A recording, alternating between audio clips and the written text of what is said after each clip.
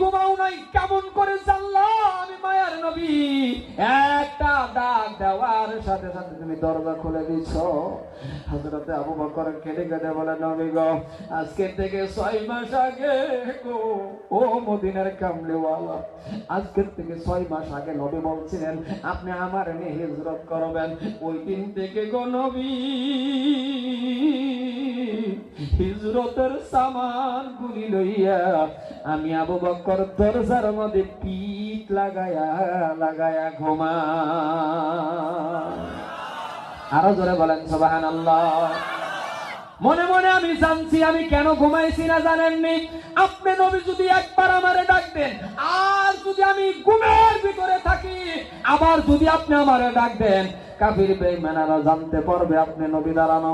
কারণ আপনি নবীর বাবা নাই, আপনি নবীর মা নাই, এতিম নবী গো। আপনি বারবার এই জায়গায় দাঁড়ায়া দাঁড়ায়া যদি আপনি আমারে ডাকেন, আপনি নবীর বাবা নয়, আপনি